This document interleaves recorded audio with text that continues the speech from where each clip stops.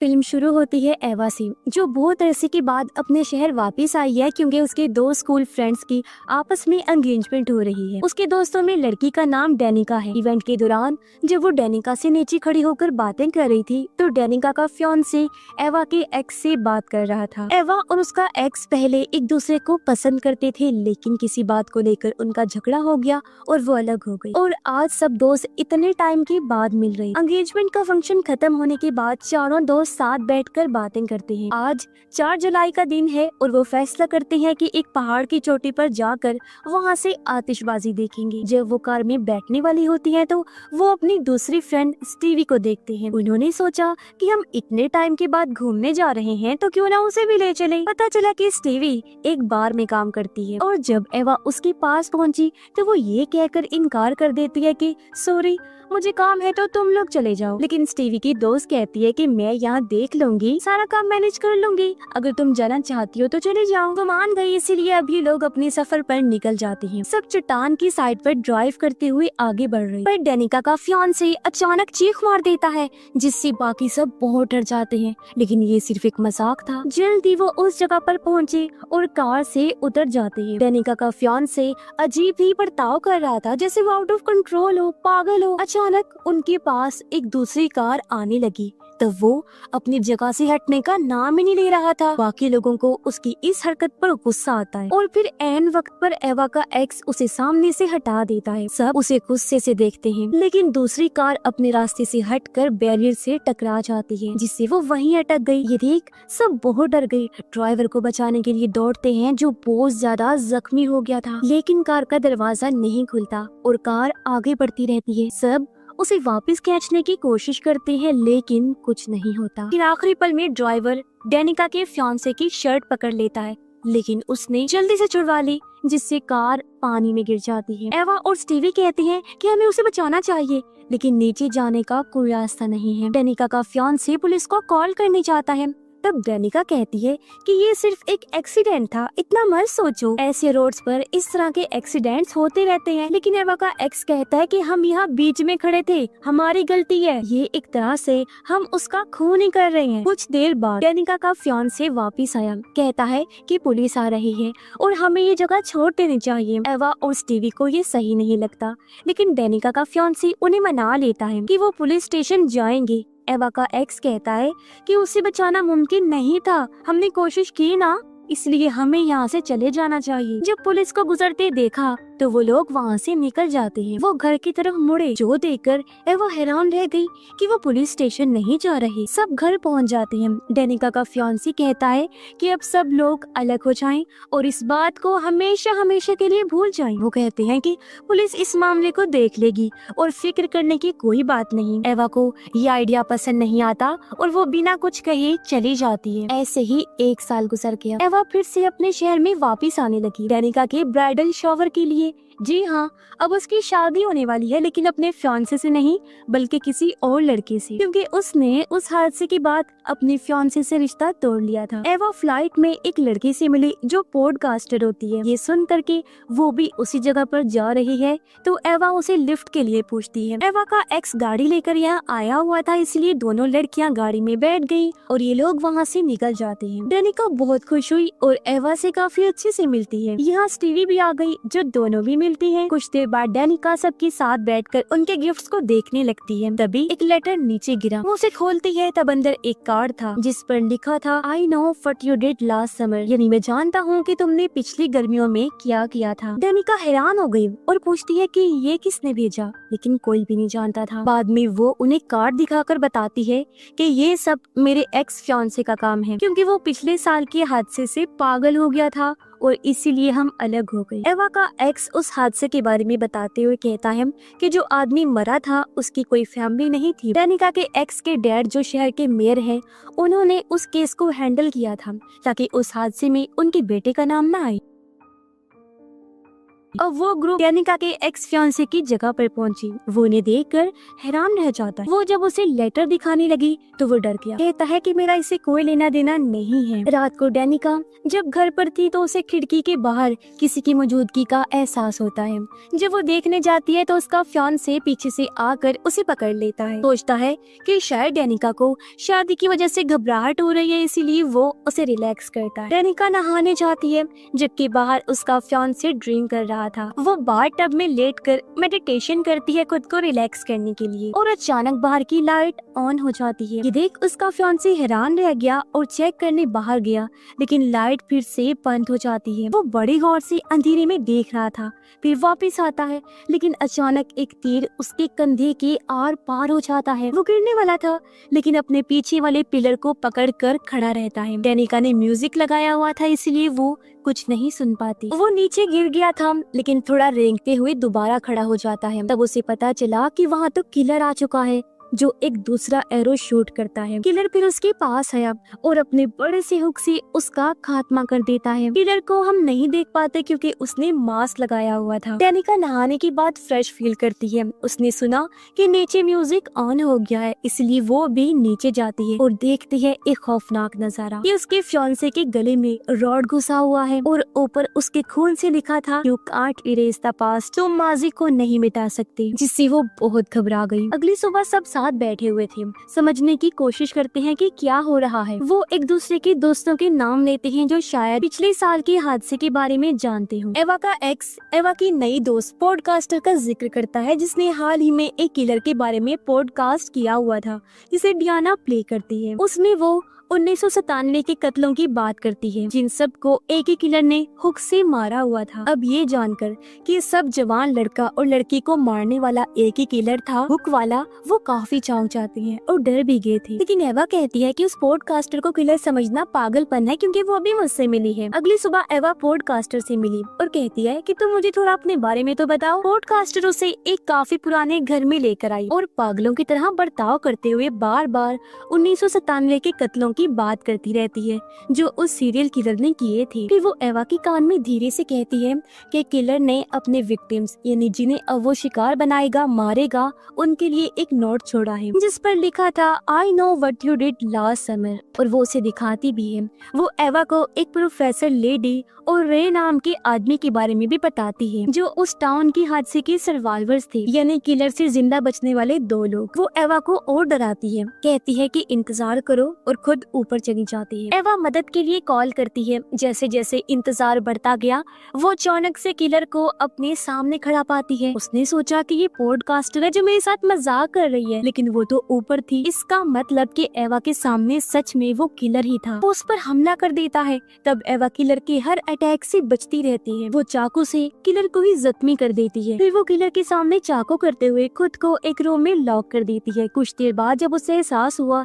कि किलर अब वहाँ पर नहीं है, तो वो बाहर आई। तभी पॉडकास्टर भी वहाँ आ जाती है, लेकिन तभी एवा के ऊपर एक बड़ा सा पिंजरा आकर गिरा, जिससे वो कैद हो गई। वो घबराते हुए पॉडकास्टर से कहती है कि जाओ और मदद लेकर आओ, तो वो वहाँ से भाग जाती है। पॉडकास्टर खुद को एक हाथ से चलने वाली लिफ्ट में पाती है, इसलिए वो उसे खींचने लगी। तब तक किलर भी यहाँ आ गया था। एवा पिंजरे की नट्स हटाने की कोशिश करती है, जबकि पॉडकास्टर ऊपर एक स्टोर रूम में पहुंची जहाँ बहुत सारे पुतले थे। किलर पीछे से आकर उसे पकड़ लेता है और जब गला घोटने की कोशिश करता है तो किसी तरह वो किलर का मास्क हटा देती है। वो जो भी था, पॉडकास्टर उसे पहचान लेती है। इतनी ही देर में स्टीवी एवा की मदद करने के लिए पहुँच गयी और जैसे ही वो लोग बाहर निकलते हैं, पॉडकास्टर की लाश ऊपर से गिरकर लटक गयी। पुलिस इस क्राइम सीन पर पहुँचकर मामले को देखती है और कहती है कि कल सुबह टाउन के एक हॉल में मीटिंग है, तो उन सब लोगों का वहाँ पर आना जरूर।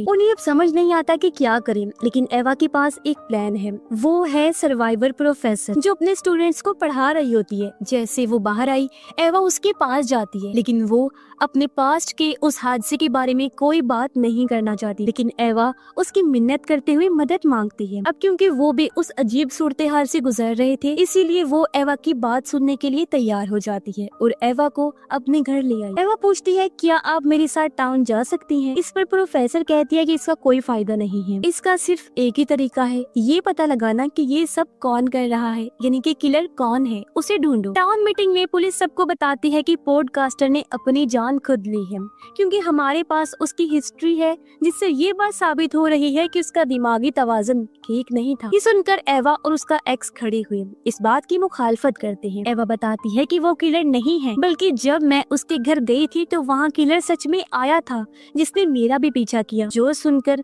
अब सब लोग हैरान रह जाते हैं, लेकिन पुलिस इस बात पर यकीन नहीं करती। उनका कहना था कि माफ करें, मगर हमें सबूत चाहिए, ऐसे हम आप लोगों की बातों पर यकीन नहीं कर सकते। इस बीच रे आता है, जो टाउन का दूसरा सर्वाइवर है, जो प्रोफेसर के साथ बचा था। वो सख्ती से कहता है कि इनकी बातों पर यकीन करना चाहिए आप लोगों को, और इस मामले को सीरियस होकर देखना चाहिए। पुलिस कहती है कि हाँ हम करेंगे, लेकिन इस तरह के मामले में हम हमेशा फादर की मदद लेते हैं, जो सामने ही बैठे हुए थे। वो खड़े हुए और सबसे कहते हैं कि जिसको भी मदद चाहिए वो मेरे घर आए। अब स्टीवी रे के पास जाती है, क्योंकि वो कभी नहीं जानती थी कि वो भी उस किलर का सर्वाइवर है। वो कहता है कि मैं इस बारे में बात करना पसंद नहीं करता। तब स्टीवी कहती है कि मैं अपने दोस्तों के साथ कुछ सवाल पूछने आई हूँ। यहाँ पता चलता है कि रे पहले प्रोफेसर का हस्बैंड था। उसे ये बात पसंद नहीं आती कि मेरी एक्स वाइफ उस प्रोफेसर ने इन लोगों से कहा है कि वो किलर को ढूंढे। डेनिका का एक्स फियांसे कहता है कि मुझे सिर्फ एक ही हल नजर आ रहा है, और वो है इस टाउन से भाग जाना। लेकिन रे,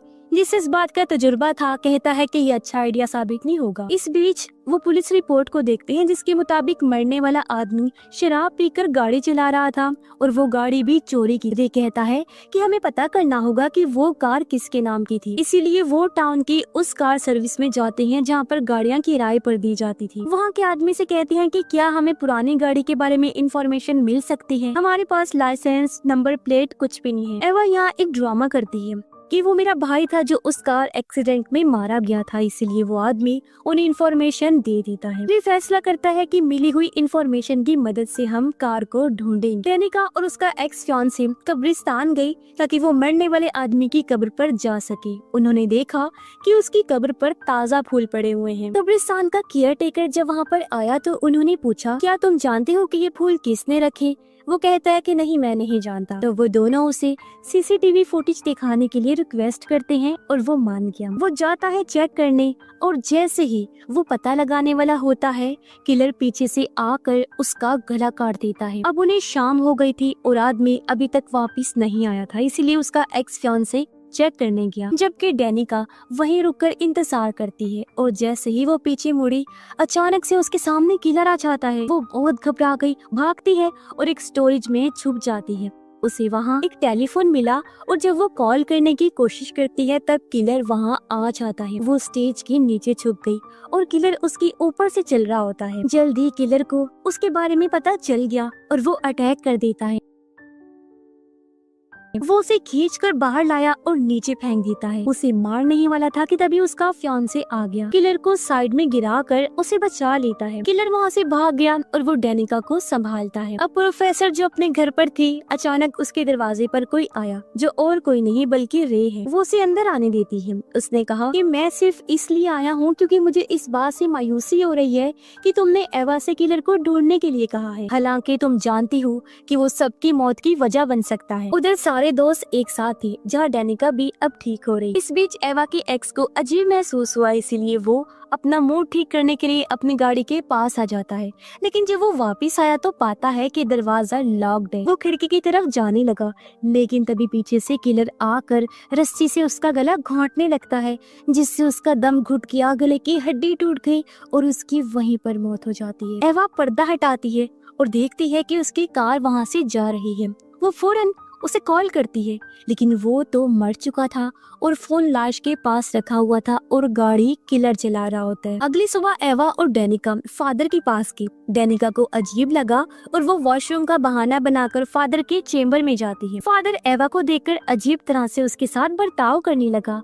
उधर एक किताब में डेनिका फादर की तस्वीर मरने वाले इंसान के साथ देख लेती है। इसी बीच एक औरत आई किताब लेने, इसलिए वो किताब लेने चला जाता है। उसे आता देख डेनिका अलमारी में छुप जाती है। फादर को यहाँ कुछ अजीब लगा, लेकिन डेनिका की किस्मत अच्छी थी कि वो बस किताब लेकर चला गया। दोनों उसी शाम पुलिस स्टेशन पहुँचते हैं सब बताने के लिए, लेकिन पुलिस उनकी बात का यकीन नहीं करती। उन्हें लगता है कि ये फादर पर इल्जाम लगा रहे हैं और पुलिस ऑफिसर उठकर बाहर चला गया, उन्हें इंतजार करने का बोलता है। उधर डेनिका का फियांसे सोना में होता है, यानी वहाँ वाले आरामदेह कमरे में, जहाँ वो अपने सामने एक अजनबी को देखता है। फिर जैसे ही थोड़ा सुकून लेने के लिए उसने आंखें बंद की और फिर दोबारा देखा तो वहाँ पर कोई भी नहीं था। वो उठा, चेक करने के लिए आगे बढ़ा, जहाँ दरवाजे पर लिखा था यू आर नेक्स्ट, यानी कि अगले तुम हो। एवा बैठ कर तंग आ गई थी और जैसे वो बाहर निकलने वाली होती है उसे एहसास हुआ कि हम दोनों यहाँ पुलिस स्टेशन में लॉक्ड हो चुके हैं। वो मदद के लिए चिल्लाती है लेकिन पुलिस उन पर ध्यान ही नहीं देती। अब हमें पता चलता है कि रे दरअसल स्टीवी का बॉस भी है और वो उसे कहता है कि मैंने तुम्हारे बाप से वादा किया था कि मैं हमेशा तुम्हारा ख्याल रखूंगा और मैं ऐसा कर भी रहा, हमेशा करूंगा। डेनिका का फियांसे अपने घर पर था। वो देखता है कि गेट अपने आप ही खुल रहा है, इसलिए वो जाता है चेक करने, जहां उसे कोने में एक स्टैचू नजर आया। लेकिन वो ये नोटिस नहीं कर पाता कि असली किलर उसके पीछे खड़ा है, जो पलक झपकते ही चाकू से उस पर अटैक करता है। लेकिन वो किलर का मुकाबला करता है, उसे मुक्का मारता है, जिस बीच किलर ने फिर चाकू घोंप दिया। वो फिर भी किलर को दूर धकेल देता है और सीढ़ियों पर रेंगते हुए ऊपर जाने लगा। वो मदद के लिए चिल्लाया लेकिन उसके डैड म्यूजिक सुन रहे थे तो उन्हें आवाज नहीं आती। उसकी मॉम ऊपर थी, वो हाथ हिलाता है लेकिन बदकिस्मती से उसकी मॉम की नजर नहीं पड़ती। फिर आखिर में किलर आया और उसे खींचकर अपने साथ ले जाता है। फिर उसके डैड ने म्यूजिक बंद किया और जैसे वो बाहर आई, ये देखकर वो घबरा गए कि मेरा बेटा इतना जख्मी है। वो फौरन उसके पास भाग कर आई, लेकिन तभी किलर आकर हुक को उनके गले के आर पार कर देता है, जिससे उसकी डैड की वही मौत हो जाती है। पुलिस स्टेशन में डेनिका की आंख लग गई और वो बहुत डरावना सपना देखती है, जिसमें एक ब्यूटी क्वीन थी जिसकी वो फैन होती है। उसका चेहरा अचानक से बिगड़ने लगा और बुरी तरह खराब हो जाता है। फिर उसने हुक से डेनिका पर हमला कर दिया। ये देखकर वो डर गई, फौरन उसकी आंख खुल जाती है। पुलिस उन दोनों को छोड़ देती है और सब क्राइम सीन पर पहुंचते हैं, जहां डेनिका के फियांसे और उसके डैड का खून हुआ था और उनकी लाशें बुरी तरह वहां लटकी हुई। अपने फियांसे की लाश देखकर डेनिका बुरी तरह चिल्लाती है, रोती है। तब उसकी दोस्त उसे वहां से ले जाते हैं। रे उन्हें मशवरा देता है कि वो कश्ती के जरिए इस टाउन से भाग जाएं। इसीलिए वो एवा के एक्स की कार के पास आई, जहां इन्हें उसकी भी लाश मिलती है। एवा भी रोने लगती है। तब उसके दोस्त उसे भी बाहर ले आते हैं। फिर तीनों लड़कियां कश्ती में बैठकर वहां से निकल जाती हैं। पुलिस को भी फादर पर शक होने लगा, इसीलिए वो उसे गिरफ्तार करने के लिए उसके घर पर जाते हैं। लेकिन वहां जाकर वो ये देखकर हैरान रह गई कि फादर की भी मौत हो गई है। डेनिका और एवा ड्राइवर की कैबिन में थी, जहाँ उन्हें किसी चीज के गिरने की आवाज आती है। इस बीच फादर के घर पर पुलिस को एक ग्रुप की तस्वीर मिली, जहां वो मरने वाले आदमी के पार्टनर को देखते हैं, जो और कोई नहीं बल्कि स्टीवी थी। और यहाँ ये राज खुलता है कि वही किलर है जो अब उन दोनों के साथ बोट पर थी। अचानक डेनिका पर अटैक कर देती है। फिर वो उनके सामने अपना असली चेहरा दिखाती है कि हाँ मैं ही किलर, जिससे वो चौंक जाते हैं। एवा उसे पागल कहती है। तब स्टीवी ने कहा कि मैं एक स्ट्रॉन्ग आजाद ख्याल लड़की हूँ, जिसे तुम पागल नहीं कह सकती। फिर वो कहते हैं जब मेरी मॉम डैड की मौत हुई थी तो कैसे सबने मुझे छोड़ दिया, जिस वजह से मैं पूरी तरह टूट गई। मैं फिर उस आदमी से मिली जिसे उस कार एक्सीडेंट में तुम लोगों ने मार दिया। वो मेरा इकलौता सहारा था। पहले मुझे पता नहीं था कि वो कौन है, लेकिन जब उसकी लाश मिली तो मैं एक बार फिर टूट गई। तुमने मेरे प्यार को मुझसे छीन लिया था। डेनिका पूछती है कि अब ये सब बताने का क्या मकसद है तुम्हारा। वो कहती है कि जैसे तुमने मुझसे मेरा प्यार छीना था ना, मुझे तकलीफ दी थी, तुम भी वही दर्द महसूस करो, इसीलिए मैंने भी वैसा ही किया। तुम दोनों से तुम्हारा प्यार छीन लिया। एवा फ्लेयर गन देखती है और उसे उठाने जाती है, लेकिन स्टीवी ने उसे रोक दिया। तभी हुक नीचे गिर जाता है और डेनिका उसे लेकर भाग जाती है। स्टीवी उसका पीछा करती है और तभी यहाँ रे भी मदद के लिए आ जाता है। वो स्टीवी के पास पहुँचता है और गन पॉइंट करता है, लेकिन वो डेनिका को अपने हुक की नोक पर पकड़े हुए थी। लेकिन किसी तरह डेनिका उसे मारकर खुद को छुड़ा लेती है। रे के पास और कोई रास्ता नहीं बचा, इसीलिए वो उसे शूट कर देता है और स्टीवी पानी में जा गिरती है। फिर एवा रे के साथ उसके बार में होती है। वो जब शर्ट उतारता है तो एवा ये देखकर घबरा जाती है कि जब किलर पॉडकास्टर के घर पर आया था और मैंने उस पर चाकू से वार किया था तो वही जख्म रे पर था, जिससे वो घबरा गई और वहां से जाने की कोशिश करती है। लेकिन उसे पता चला कि दरवाजा तो लॉक्ड है और तभी रे यानी कि दूसरा किलर भी हुक के साथ वहां आ जाता है उसका काम तमाम करने के लिए। एवा भागती है लेकिन वो उसके बाल पकड़ लेता है। एवा भी कम नहीं थी, मुकाबला करती है और उस पर हमला करके भागने लगी। उसने फिर खिड़की तोड़ दी और भागने की कोशिश करती है, लेकिन वो वापिस आया और उसे पकड़ लेता है, जहाँ एवा खुद को अभी भी बचाने की बहुत कोशिश कर रही थी। इसी दौरान यहाँ पर प्रोफेसर भी आ गई और जब वो बार में आती है तो एवा उसके सामने आ गई, जिस पर चाकू से हमला रे ने कर दिया था। फिर वो एवा को साइड में करके प्रोफेसर से बात करने लगा। कहता है कि स्टीवी सदमे से बाहर नहीं आ पा रही थी जब उसके पेरेंट्स की मौत हुई और फिर उस बेचारी ने